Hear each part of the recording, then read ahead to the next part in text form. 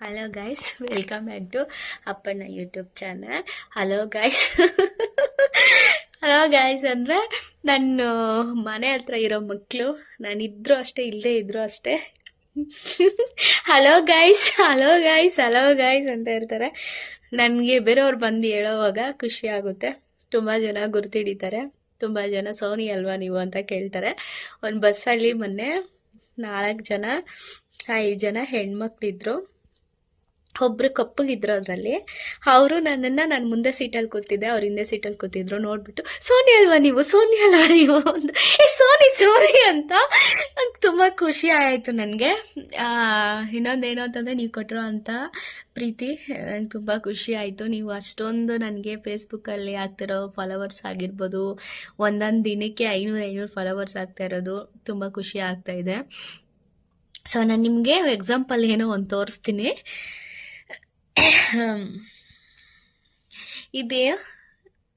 ಇದೇನು ಟೊಮಟ ಹಣ್ಣು. ಓಕೆ, ಒಂದೊಂದೇ ಬೀಳ್ತಾ ಇದೆ, ಗುಚ್ಚಿದ್ದು ತೆಗೆದ್ಬಿಟ್ಟೆ ನಾನು. ಇದು ನಾನು ಇದಕ್ಕೆ ಹೋಗಿದೆ, ಏನೋ ಬ್ಲೌಸು ಹಾಕೋಕ್ಕೆ ಟೈಲರ್ ಹತ್ರ ಹೋಗಿದೆ. ಅಲ್ಲಿತ್ತು, ಕಿತ್ಕೊಂಡು ಬಂದೆ ಅವ್ರ ಮನೆ ಹತ್ರ. ಸಾಕಷ್ಟು ಇದನ್ನು ನೋಡಿ ಸುಮಾರು ನಾನು ಒಂದು 10 ವರ್ಷ ಆಗಿರಬೇಕು, 10-12 ವರ್ಷನೇ ಆಗಿರಬೇಕು. ನಮ್ಮಮ್ಮ ಅವರು ಅಪ್ಪ ಅವ್ರ ಹೊಲದಲ್ಲಿ ಅವಾಗೆಲ್ಲ ನಾನು 10 ವರ್ಷನ ಆಯಿತು, ಬಹುಶಃ 15 ವರ್ಷನ ಆಗಿರಬೇಕು ಅನಿಸುತ್ತೆ. ನಾನು 5ನೇ ಕ್ಲಾಸಲ್ಲಿ ಇದ್ದಾಗ ಅವರು ಹೊಲ ಮಾಡ್ತಿದ್ರು. ಆ ಹೊಲದಲ್ಲಿ ನೋಡ್ತಿದ್ದೆ ಇದನ್ನು, ಹಣ್ಣು, ಟೊಮೆಟೊ ಹಣ್ಣು. ಅದು ಹೋಗಿ ಈ ಥರ ಆಗಿದೆ ಈಗ. ಸೊ ಎಲ್ಲಿ ಪೌಷ್ಟಿಕ ಆಹಾರ ಸಿಗ್ತಾ ಇದೆ ನಮಗೆ ಅಲ್ವಾ?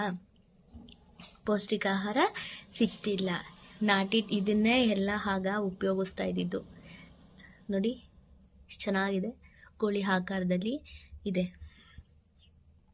ಆಮೇಲೆ ಅವಾಗ 10 ಎಕರೆ ವ್ಯವಸಾಯ ಮಾಡಿದ್ರೆ ಈರುಳ್ಳಿ ಬೆಳೀತಿದ್ರು. ನಾಟಿ ಈರುಳ್ಳಿ, ಅದನ್ನು ತೋರಿಸ್ತೀನಿ, ಒಂದು ನಿಮಿಷ. ಮಾಡಾಕಿದ್ರೆ ಸಾಲದು, ಅದಕ್ಕೆ ಸತಕ್ಕ ಆಗಂಗೆ ವಿವರಣೆ ಕೊಡಬೇಕು. ಹಿಂದಿನ ವಿಡಿಯೋದಲ್ಲಿ ಏನಾಗಿದೆ ಅಂದರೆ, ಕಡಲೆಬೇಳೆ, ಹೆಸರುಬೇಳೆ ಊರಿಟ್ಬಿಟ್ಟು ಮಿಕ್ಸಿಗೆ ಹಾಕಿದ್ದೀನಿ. ಆ ವಿಡಿಯೋ ಹೋಗ್ಬಿಟ್ಟಿದೆ, ಹಾಗೆ ಎಡಿಟ್ ಮಾಡಿ ಹಾಕ್ಬಿಟ್ಟಿದ್ದೀನಿ. ಸೊ ಇದೇನು ಈರುಳ್ಳಿ, ಈ ಈರುಳ್ಳಿ ಆವಾಗ ಬರ್ತಿದ್ದಿದ್ದು ಇದೇ ಈರುಳ್ಳಿ, ನಾಟಿ ಈರುಳ್ಳಿ. ಇದು ತುಂಬ ಟೇಸ್ಟ್ ಇತ್ತು. ಇವತ್ತಿಗೂ ನಮ್ಮ ಅತ್ತೆ ಮನೆಗಳಲ್ಲಿ ಇದನ್ನೇ ಉಪಯೋಗಿಸೋದು. ನಮ್ಮ ಅತ್ತೆ, ನನ್ನ ಮಗನಿಗೂ ಅಷ್ಟೇ. ನಾವು ಈ ಈರುಳ್ಳಿ ಏನಾದರೂ ಚಿಕನು ಮಟನ್ ಮಾಡಿದ್ರೆ ಉಪಯೋಗಿಸ್ತಾರೆ. ಈ ಥರ ಇದ್ದಿದ್ದು ಈರುಳ್ಳಿನ ತೊಗೊಂಡೋಗ್ಬಿಟ್ಟು ಈ ಥರ ಮಾಡಿದ್ದಾರೆ. ಓಕೆ, ಆಮೇಲೆ ಇನ್ನೊಂದು, ಇಲ್ಲೆಲ್ಲ ಏನು ಸಿಗುತ್ತೆ? ಏನೂ ಸಿಗಲ್ಲ. ಓಕೆ, ಏನು ಬೆನಿಫಿಟ್ಸ್ ಸಿಗುತ್ತೆ ಆಹಾರದಲ್ಲಿ? ಸಿಗಲ್ಲ. ಹಾಲಲ್ಲಿ ಏನು ಸಿಗುತ್ತೆ? ಹಾಲು ಬರೀ ಹಸುನ ಉತ್ಪನ್ನಕ್ಕೆ ಯೂಸ್ ಮಾಡ್ತಿದ್ದಾರೆ ವಿನಃ ಏನಕ್ಕೂ ಅಲ್ಲ. ಆವಾಗ ಹಸುವಿಂದ ಒಂದು ಸಂಸಾರ ಒಡ್ಕೊಂಡು ಹೋಗ್ತಿತ್ತು. ಮತ್ತು ಇನ್ನೊಂದು ಏನು ಅಂತಂದರೆ, 2 ಪಾವು ಹಾಲು, 3 ಪಾವು, 4 ಪಾವು ಹಾಲು ಸಿಗ್ತಿತ್ತು ಅಂದ್ಕೊಳ್ಳೋಣ. ನಂಗೆ ಗೊತ್ತಿಲ್ಲ, ಅಷ್ಟೊಂದು ಏಜ್ ಆಗಿರೋ ಒಂದು ಹುಡುಗಿನೂ ಅಲ್ಲ ನಾನು. 30 ವರ್ಷನೂ ಆಗಲಿಲ್ಲ ನನಗೆ, 24 ಇಯರ್. ಓಕೆ, ಪಾವು ಹಾಲು ಸಿಕ್ಕಿದ್ರೆ ಅದರಲ್ಲಿ ಎಷ್ಟೆಷ್ಟೆಲ್ಲ ಬೆನಿಫಿಟ್ಸ್ ಇತ್ತು. ಮಕ್ಕಳಿಗೂ ಕೊಡ್ತಿದ್ರು, ದೊಡ್ಡವರು ತಗೊತಿದ್ರು, ಮಜ್ಜಿಗೆ ಮಾಡ್ತಿದ್ರು. ಮತ್ತು ಮೊಸರು, ಮನೆಗಳಲ್ಲಿ ಸಿಗೋ ಮೊಸರು ಇನ್ನೂ ತಿನ್ನೋಣ ಅನಿಸ್ತಿತ್ತು, ಹುಳಿ ಇರ್ತಿತ್ತು. ಇವಾಗ ಅಷ್ಟೊಂದು ಏನಿದ್ದಿಲ್ಲ ಬಿಡಿ. ಇವಾಗೆಲ್ಲ ಆ ಹಾಲನ್ನ ಕುಡಿದ್ರೆ ಡಾಕ್ಟ್ರುಗಳೇ ಹೇಳ್ತಾ ಇದ್ದಾರೆ ಬೊಜ್ಜು ಬರುತ್ತೆ ಅಂತ. ನಮಗೇನು ಬೇಡ ಅನ್ನೋತೀವೋ ಅದನ್ನೇ ಹೆಚ್ಚಾಗಿ ಸೇವನೆ ಮಾಡೋಕ್ಕೆ ಇಷ್ಟಪಡ್ತಾರೆ ಅಲ್ವಾ? ಮತ್ತು ಹಸು ಗೊಬ್ಬರಕ್ಕೋಸ್ಕರನೇ ಹಸುಗಳನ್ನ ಸಾಕ್ತಿದ್ರು ಆಗ. ಹಸು ಗೊಬ್ಬರ ತೋಟಕ್ಕೆ ಹಾಕ್ತಿದ್ರು. ತೋಟದಲ್ಲಿ ಬೆಳೆ ಚೆನ್ನಾಗಿ ಬರ್ತಿತ್ತು. ತೋಟದಲ್ಲಿ ನೀರಿಲ್ಲ ಅಂದ್ರೂ, ನೀರು ಕಟ್ಟದೇ ಇದ್ರೂ ಮಳೆ ಬೆಳೆ ಚೆನ್ನಾಗಿ ಆಗ್ತಿತ್ತು. ಯಾಕೆ ಆಗ್ತಿತ್ತು ಅಂದರೆ ಜನ ಚೆನ್ನಾಗಿದ್ದರು. ಇವಾಗ ಬರೀ ಮೋಸ, ಸುಲಿಗೆ, ಅತ್ಯಾಚಾರ, ಕೊಲೆ, ದರೋಡೆ ಇದೇ ಆಗಿದೆ. ಹೆಣ್ಣಿನ ಮೇಲೆ ಲೈಂಗಿಕ ಕಿರುಕುಳ, ದೌರ್ಜನ್ಯ ಮತ್ತು ಅನೈತಿಕ ಸಂಬಂಧ, ಮತ್ತು ಒಬ್ಬರ ಆಸ್ತಿ ಹೊಡೆಯೋದು, ಒಬ್ಬರ ಮೇಲೆ ಅಪವಾದ ಕಟ್ಟೋದು, ಒಬ್ಬರ ಮೇಲೆ ಸುಳ್ಳು ಹೇಳೋದು ಇದೆ ಆಗಿದೆ. ಓಕೆ, ಇನ್ನೂ ಸ್ವಲ್ಪ ದಿನ ಹೋದರೆ ಮನುಷ್ಯನೇ ತಲೆ ಇವಾಗಲೇ ಬಂದ್ಬಿಟ್ಟಿದೆ ಬಿಡಿ ಅವೆಲ್ಲ. ಇಲ್ಲಿ ಈ ವಾತಾವರಣಕ್ಕೆ ಏನಾಗ್ತಿದೆ ಒಂದು ಸ್ವಲ್ಪ ನಾನು ಅದನ್ನು ಉದಾಹರಣೆಯಾಗಿ ಕೊಟ್ಟಿದ್ದು. ಹಿಂದಿನ ವೀಡಿಯೋದಲ್ಲಿ ಸ್ವಲ್ಪ ವೀಡಿಯೋಸ್ ಕಟ್ ಆಗಿದೆ, ಅದನ್ನು ಏನು ಸರಿ ಮಾಡ್ಕೋಬೇಕು ಕಾಮೆಂಟ್ ಬಾಕ್ಸಲ್ಲಿ ಹಾಕಿರ್ತೀನಿ, ನೀವು ಅದನ್ನು ನೋಡಿಬಿಟ್ಟು ಅಡುಗೆಗೆ ಆ್ಯಡ್ ಮಾಡ್ಕೋಬೋದು. ಓಕೆನಾ? ಮತ್ತು ನಾನು ಅದನ್ನ ಡಿಲೀಟ್ ಮಾಡೋಕ್ಕಾಗಲ್ಲ, ತುಂಬ ಕಷ್ಟಪಟ್ಟು 2 ಅವರ್ ತೊಗೊಂಡಿದ್ದೀನಿ ವೀಡಿಯೋ ಮಾಡೋಕ್ಕೆ. ನಾನದು ಸುಮ್ಮನೆ ಮನೇಲಿ ಕೂತ್ಕೊಳ್ಳಲ್ಲ, ತುಂಬ ಕೆಲಸ ಇರುತ್ತೆ, ಆದರೂ ವೀಡಿಯೋ ಮಾಡಾಕ್ತೀನಿ. ಕೆಲವರೆಲ್ಲ ಹೇಳ್ತಿದ್ರೆ ಅದು ಅರ್ಧಂಬರ್ಧ ನಿಜ, ಹೌದು, ಅದನ್ನು ನಾನು ಒಪ್ಕೊಳ್ತೀನಿ. ವೀಡಿಯೋ ತುಂಬ ಚೆನ್ನಾಗಿ ಬರ್ತಿದೆ, ಆದರೆ ಅದರಲ್ಲಿ ನಾನು ಏನು ಕಂಟೆಂಟ್ ಹಾಕಿ ಅದಕ್ಕೆ ಅರ್ಧದಲ್ಲಿ ಒಂದೊಂದು ವೀಡಿಯೋ ಇದು ಮಾಡ್ತಿದ್ದೀನೋ ಅದು ಸರಿಯಾಗಿ ಕೂತ್ಕೊಳ್ತಿಲ್ಲ. ಆಲ್ಮೋಸ್ಟ್ ಅದನ್ನು ನಾನು ಡೌನ್ಲೋಡ್ ಮಾಡೋ ಪಟ್ಕ ಡಿಲೀಟ್ ಆಗಿಬಿಟ್ಟಿರುತ್ತೆ. ನಾನು ಇದೇ ವೀಡಿಯೋನ ಅದು ಅಂದ್ಬಿಟ್ಟು ಅದನ್ನು ಇದು ಮಾಡಿಬಿಟ್ಟು ಅಪ್ಲೋಡ್ ಮಾಡ್ತಿದ್ದೇನೆ. ಸೊ ಅದರಿಂದ ಏನಾದರೂ ತೊಂದರೆ ಇದ್ದರೆ ನನ್ನನ್ನು ದಯವಿಟ್ಟು ಕ್ಷಮಿಸಿ. ಮತ್ತು ಇನ್ನೊಂದು ಏನು ಅಂತಂದರೆ, ನನಗೆ ಈಗಿನ ನ್ಯೂ ಟ್ರೆಂಡು ತಕ್ಕದಂಗೂ ಇರ್ತೀನಿ, ಓಲ್ಡ್ ಟ್ರೆಂಡ್ ತಕ್ಕದಂಗೂ ಇರ್ತೀನಿ ನಾನು. ಈಗ ಕ್ಲೈಮೇಟ್ ಜಾಸ್ತಿ, ಈ ಒಂದು ಚಳಿಗಾಲ ಬಂದ್ರೂ ತಡೆಯೋಕ್ಕಾಗಲ್ಲ, ಬೇಸಿಗೆ ಕಾಲ ಬಂದ್ರೂ ತಡೆಯೋಕ್ಕಾಗಲ್ಲ, ಮಳೆಗಾಲ ಬಂದ್ರೂ ನಾವು ತಡೆಯೋಕ್ಕೆ ಆಗಲ್ಲ. ಯಾಕಂತಂದರೆ ಎಲ್ಲ ಕಾಲಕ್ಕೆ ತಕ್ಕಂಗೆ ಮನುಷ್ಯ ಅವನ ದೇಹ ಅಡ್ಜಸ್ಟ್ ಮಾಡ್ಕೊಳ್ಬೇಕು. ತಡೆಯೋಕ್ಕಾಗಲ್ಲ ಅಂದ್ರೂ ನಾವು ಅಡ್ಜಸ್ಟ್ ಆಗಲೇಬೇಕಾಗುತ್ತೆ. ಯಾಕಂದರೆ ವಾತಾವರಣಕ್ಕೆ ಆ ಥರ ನಾವು ಮನುಷ್ಯರಲ್ವಾ. ಸೊ ಹಾಗಾಗಿ ನಾವು ಅಡ್ಜಸ್ಟ್ ಆಗಬೇಕಾಗುತ್ತೆ. ಹೆಚ್ಚಾಗಿ ಥೈರಾಯ್ಡ್ ಇರೋರಿಗೆ, ಅಸ್ತಮ ಇರೋರಿಗೆ ತುಂಬ ತೊಂದರೆಗಳಾಗುತ್ತೆ ಇದರಿಂದ. ಏನು ಅಂತಂದರೆ ಅಸ್ತಮ ಇರೋರಿಗೆ ಜಾಸ್ತಿ ಈಗ ತೊಂದರೆ ಆಗೋದು. ಮತ್ತು ಇಂಡಿಯಾ ಬಂದು ನಂಬರ್ 1 ಕಂಟ್ರಿ, ಡಯಾಬಿಟಿಕ್ ಕಂಟ್ರಿ ಅಂತ ಹೆಸರು ಬಂದಿದೆ. ನೋಡಿರ್ತೀರ ನೀವು ಅನಿಸುತ್ತೆ. ಮತ್ತು ಇನ್ನೊಂದೇನು ಅಂತಂದರೆ ಖಿನ್ನತೆಗೊಳಗಾಗೋದು. ಹೆಚ್ಚಾಗಿ ನಾವು ಎಣ್ಣೆಯಲ್ಲಿ ಕರೆದಿರೋಂತಹ ತರಕಾರಿಗಳನ್ನು ಬಜ್ಜಿ ಬೋಂಡಾಗಳನ್ನು ತಿನ್ನೋಕ್ಕೆ ಇಷ್ಟಪಡ್ತೀರಿ. ಒಬ್ಬರನ್ನ ಇದು ಕೇಳಿದೆ, ಅವ್ರದ್ದು ಬ್ಯಾಕ್ಗ್ರೌಂಡ್. ಆ ಮನುಷ್ಯ ಏನು ಮಾಡ್ಕೊಂಬಂದಿದ್ದಾನೆ ಅಂದರೆ 600 ರೂಪಾಯಿ ಬಜ್ಜಿ ತಿಂತಿದ್ದಂತೆ. ಬಜ್ಜಿ ತಿಂದು 10 ತಿಂಗಳ ಪ್ರೆಗ್ನೆಂಟ್ ಆಗಿದ್ದಾನೆ. ಗ್ಯಾಸ್ಟ್ರಿಕ್ ತುಂಬ್ಕೊಂಡು ಬಂದಿದ್ದಾನೆ. ಬಟ್ ನಾನು ಅವನಿಗೆ ಹೇಳ್ತಿಲ್ಲ, ನಾನು ಅವನನ್ನು ಹೀನೈಸ್ತಿಲ್ಲ. ಬಟ್ ನಾನು ಅದೇ ಸ್ಟೇಜಲ್ಲೇ ಸರಿಯಾಗಿ ಅದು ಇದು ತಿಂದಿಲ್ಲ ಅಂದ್ರೇನು ಹೊರಗಡೆ ಪಾನಿಪುರಿ, ಬೇಲ್ಪುರಿ ಆ ಥರ ತಿಂದು ಬಾಡಿ ಹಾಳು ಮಾಡಿಕೊಂಡು ನೋಡಿ ಇವತ್ತಿಗೂ ನನ್ನ ಸ್ಕಿನ್ನಲ್ಲಿ ಒಂದು ಪಿಂಪಲ್ಸ್ ಅನ್ನೋದನ್ನು ಕ್ಲೀನಾಗಿ ನನಗೆ ಕಾಣಲ್ಲ. ನಾನು ನಾರ್ಮಲ್ ಕಲರ್ ಇದ್ದೀನಿ, ಗೋಧಿ ಬಣ್ಣದ ಕಲರ್ ಇದ್ದೀನಿ. ಅದಕ್ಕೆ ಯಾವುದೇ ಕೆಮಿಕಲ್ ಕ್ರೀಮ್ಸ್ ನಾನು ಯೂಸ್ ಮಾಡಲ್ಲ. ನಾನು ನ್ಯಾಚುರಲಾಗಿ ನಾನು ಯೂಸ್ ಮಾಡೋದು ಏನಾದರೂ ಒಂದು ಸನ್ಸ್ಕ್ರೀನನ್ನು ಯೂಸ್ ಮಾಡ್ತೀನಿ ಅಷ್ಟೇ. ಹೊರಗಡೆ ಹೋದರೆ ಲಿಪ್ಸ್ಟಿಕ್ ಅಂತೂ ಕಂಪಲ್ಸರಿ ಹಾಕಿರ್ತೀನಿ. ಹೈಲೈಟ್ ಹಾಕೊಳ್ಳೋದೇ ಜನಕಣ್ಣಿಗೆ ಅದು. ಅದನ್ನೇನು ಹೇಳ್ತಾರೆ, ಒಂದು ವಿಡಿಯೋ ಮಾಡಬೇಕಂದ್ರೂ ನಾವು ಫಿಲ್ಟ್ರ್ ಹಾಕ್ಬಿಟ್ಟೆ ವಿಡಿಯೋ ಮಾಡ್ತೀವಿ ಇನ್ಸ್ಟಾದಲ್ಲಿ. ಜನ ಏನಂತಾರೆ, ತುಂಬ ಮೇಕಪ್ ಮಾಡ್ತಾಳೆ ಅನ್ನೋದು. ಜನ ಹೆಂಗಿದ್ರು ಮಾತಾಡ್ತಾರೆ, ಅದ್ರ ಬಗ್ಗೆ ನಾನು ತಲೆ ಕೆಡಿಸ್ಕೊಳ್ಳಲ್ಲ. ಹೈಡ್ರೇಷನು, ಬ್ಲಡ್ ಸರ್ಕ್ಯುಲೇಷನ್ ಜಾಸ್ತಿ ಆಗೋದು, ಹ್ಯಾಪಿ ಕೆಮಿಕಲ್ಸು ರಿಲೀಸ್ ಆಗೋದು, ಮತ್ತು ಸ್ಕಿನ್ನು ನೋಡಿ, ನಾನು ಯಾವುದೇ ಥರ ಪ್ರಾಡಕ್ಟ್ ಯೂಸ್ ಮಾಡಲ್ಲ. ಸನ್ಸ್ಕ್ರೀನ್ ಒಂದು ಯೂಸ್ ಮಾಡ್ತೀನಿ. ಆಮೇಲೆ ಸ್ಕಿನ್ ಇದಾಗೋದು ಒಂಥರ ಆಲ್ಮೋಸ್ಟ್ ನೋಡಿದ್ದೀನಿ, ಇವಾಗ ಒಂಥರ ಇದಾಗಿರುತ್ತೆ. ನನ್ನ ಮಗಳಿಗಾಗಿರುತ್ತೆ.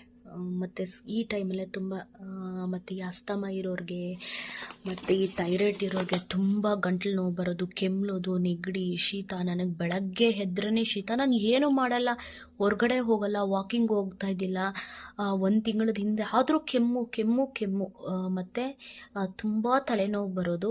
ನನಗೆ ಈ ಎಡ್ಕಂಡು ಪ್ರಾಬ್ಲಮ್ ಇರೋದ್ರಿಂದ ಯಾವಾಗಲೂ ಎನಿ ಟೈಮ್ ಸ್ಪೆಕ್ಸ್ ಹಾಕ್ಲೇ ಇರಬೇಕು ನನಗೆ. ಮತ್ತು ಇಷ್ಟೆಲ್ಲ ಪ್ರಾಬ್ಲಮ್ಸ್ ಇದೆ. ಕಿಡ್ನಿಯಲ್ಲಿ ಕಲ್ಲಿದೆ. ಆ ಕಲ್ಲನ್ನು ಹೆಂಗೆ ಹೊರಗಡೆ ಇದು ಮಾಡಿಕೊಂಡೆ ಅಂದರೆ ಯಾವುದೇ ಶೂಟೌಟ್ ಮಾಡಿಸಿಲ್ಲ, ಆಪ್ರೇಷನ್ ಇದು ಮಾಡಲಿಲ್ಲ. ನಾನು ಹೆಚ್ಚಾಗಿ ನೀರು ಇದು ಮಾಡ್ತಿದ್ದೆ, ನೀರು ಚೆನ್ನಾಗಿ ತೊಗೊಳ್ತಾ ಇದ್ದೆ.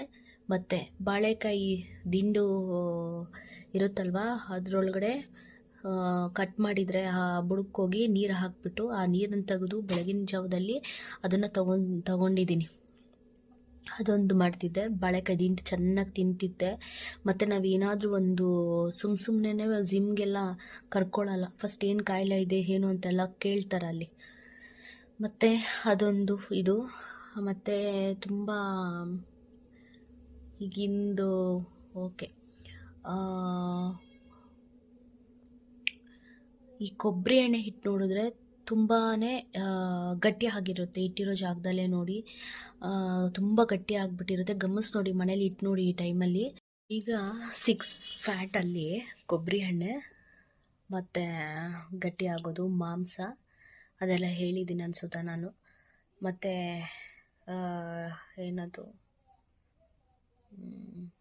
ತುಂಬ ಹಾರ್ಟ್ ಅಟ್ಯಾಕ್ ಆಗೋ ಚಾನ್ಸಸ್ ತುಂಬ ಇದೆ. ಚಳಿಗಾಲದಲ್ಲೇ ಆಗೋದು ತುಂಬ. ಗಮನಿಸಿ ನೋಡಿ ನೀವು ಬೇಕಾದರೆ. ಮತ್ತು ಎದೆ ನೋವು ಬರೋದು, ಮತ್ತು ಜಾಸ್ತಿ ತುಪ್ಪ, ಹಾಲ್ ಐಟಮ್ಸ್ ಏನೇನಿದೆಯೋ ಅದು. ಆಮೇಲೆ ವಿಟಮಿನ್ ಡಿ ಎಲ್ಲಿ ಸಿಗೋದು ಹೇಳಿದ್ದೀನಿ. ಕಿತ್ತಳೆ ಹಣ್ಣು, ಹಾಲು ಮತ್ತು ಬೂತಾಯಿ ಮೀನು 2 ಸರಿ ನಾನು ಮಾಡ್ಕೊಂಡು ರವೆಯಲ್ಲೇ ಚೆನ್ನಾಗಿ ಇದು ಮಾಡ್ತೀನಿ. ತೆಗಿ ಈ ಕಡೆ. ಆಮೇಲೆ ಈ ಕಡೆ ಹಾಕು.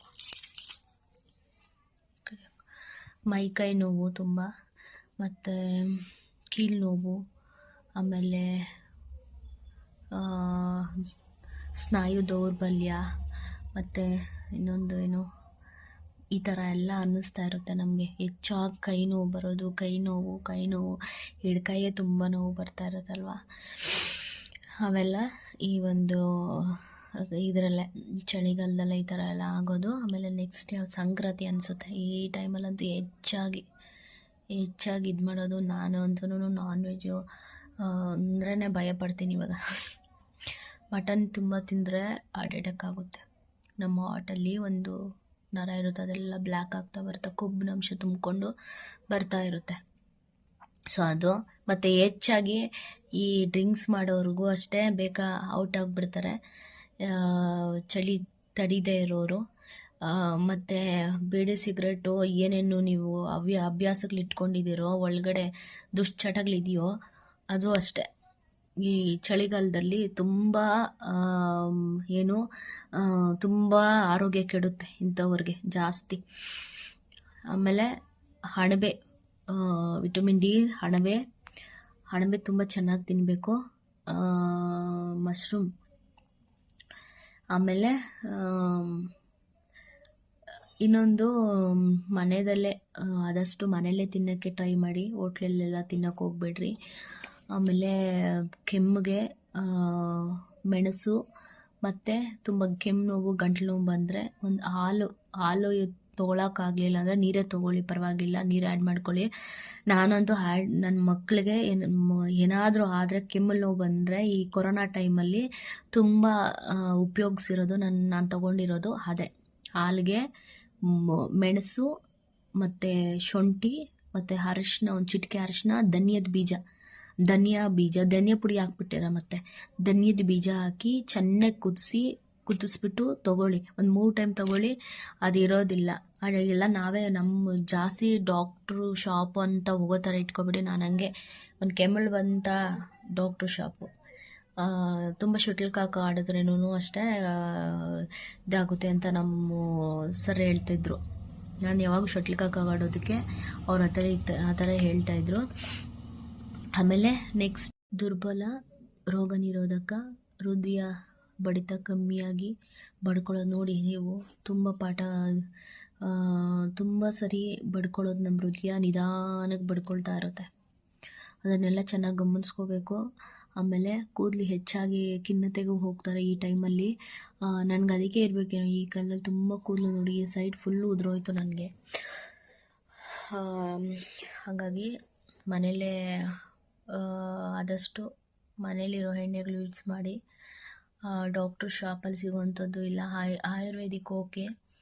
ಆಮೇಲೆ ಕೊಬ್ಬರಿ ಎಣ್ಣೆಗೆ ಮೆಂತ್ಯನ ಚೆನ್ನಾಗಿ ಕಾಯಿಸಿ ಇಟ್ಕೊಳ್ಳಿ. ಮತ್ತು ಬಾಡಿಗೆ ಆದಷ್ಟು ಈಗ ತುಂಬ ಲೋಷನ್ಸ್ಗಳು ಬಂದಿದೆ ಚಳಿಗಾಲಕ್ಕೆ, ಅದನ್ನು ಇದು ಮಾಡ್ಕೊಳ್ಳಿ. ಹೊಡೆಯೋ ಥರ ಬಿಟ್ಕೋಬೇಡಿ. ಈಗಲೂ ನನ್ನ ಕಾಲಲ್ಲಿ ಒಂದೇ ಒಂದು ಕಾಲು ಹೊಡೆದಿರೋ ಅಂಥದ್ದು ಮಾರ್ಕಿಲ್ಲ. ಮಕ್ಕಳ ಕಾಲು ಥರ ಇದೆ ನನ್ನ ಕಾಲು. ಮತ್ತು ಬಾಡಿಯಲ್ಲೂ ಅಷ್ಟೇ ನಾನು ಆ ಥರ ಏನೂ ಅಷ್ಟೇ ಗಲೀಜಾಗಿ ಇದು ಮಾಡ್ಕೊಳಕ್ಕೋಗಲ್ಲ. ಡೈಲಿ ಸ್ನಾನ ಮಾಡ್ತೀನಿ. ಕಣ್ಣನ್ನು ಅಷ್ಟೇ ಡೈಲಿ ಕ್ಲೀನ್ ಮಾಡ್ಕೊಳ್ಳಿ. ಕೆಲವರೆಲ್ಲ ಬ್ರಷ್ ಮಾಡ್ದೇನೆ ಊಟ ಮಾಡೋದು, ಕೆಲವೊಂದು ಜನಗಳನ್ನ ನೋಡಿದ್ದೀನಿ. ಎಕ್ಸಾಂಪಲ್ ನನ್ನ ಮಗಳೇ ಮಾಡ್ತಾಳೆ ಆ ಥರ, ಮಗನೂ ಮಗಳಿಬ್ಬರು ಮಾಡ್ತಾರೆ. ಅದೇ ನಾನಿದ್ದರೆ ಬ್ರಷ್ ಮಾಡ್ಕೊಳ್ಳೋದು, ನಾನಿಲ್ಲ ಅಂದರೆ ಬ್ರಷ್ ಮಾಡಲ್ಲ, ಈ ಥರ ಮಾಡ್ತಾರೆ. ಆಮೇಲೆ ಶಕ್ತಿ ಕಮ್ಮಿ ಆಗಿಬಿಡುತ್ತೆ. ಇವನ್ನೆಲ್ಲ ಗಮನಿಸ್ಕೊಳ್ಳಿ. ಇದೆಲ್ಲ ಏನು ನಿಮಗೇನು ದೊಡ್ಡ ಕಾಯಿಲೆ ಬಂದಿರಲ್ಲ, ಇದು ವಾತಾವರಣಕ್ಕೆ ತಕ್ಕಾದಂಗೆ ನಮ್ಮ ಬಾಡಿಯಲ್ಲಿ ಚೇಂಜಸ್ ಅನ್ನೋದು ನಮಗೆ ಆಗ್ತಾ ಇರುತ್ತೆ. ಇದನ್ನು ನಾವು ಕ್ಲೀನಾಗಿ ಗಮನಿಸ್ಕೊಂಡ್ರೆ ಚೆನ್ನಾಗಿ ಆರೋಗ್ಯ ಕೈಯಲ್ಲಿ ಹಿಡ್ಕೊಂಡು ಇದು ಮಾಡ್ಬೋದು. ಬಟ್ ನಾವು ಇನ್ನೇನು ಗಮನಿಸ್ಕೊಂಡಿಲ್ಲ ಅಂದರೆ ತುಂಬ ಬೇಗ ಇದಾಗ್ಬಿಡ್ತೀವಿ. ಕ್ಯಾನ್ಸರು ಬರೋದು ಅಷ್ಟೇ ಇದೇ ಒಂದು ಇದರಿಂದನೇ, ಖಿನ್ನತೆಯಿಂದ ಮತ್ತು ಡಿಪ್ರೆಷನ್ನಿಂದ ಅವೆಲ್ಲ ಬರೋ ಚಾನ್ಸಸ್ ಇರುತ್ತೆ. ಥೈರಾಯ್ಡ್ ಅದಕ್ಕೆ ನಾನು ಇವಾಗಲೇ ಹುಷಾರು ಬಿದ್ದು ನಾನ್ ವೆಜ್ ತಿನ್ನೋದು ಬಿಟ್ಟಿದ್ದು. ಸೊ ಈ ವಿಡಿಯೋ ಇಷ್ಟ ಆಗಿದ್ರೆ ಲೈಕ್ ಮಾಡಿ, ಕಮೆಂಟ್ ಮಾಡಿ, ಸಬ್ಸ್ಕ್ರೈಬ್ ಮಾಡಿ, ಶೇರ್ ಮಾಡಿ. Thank you.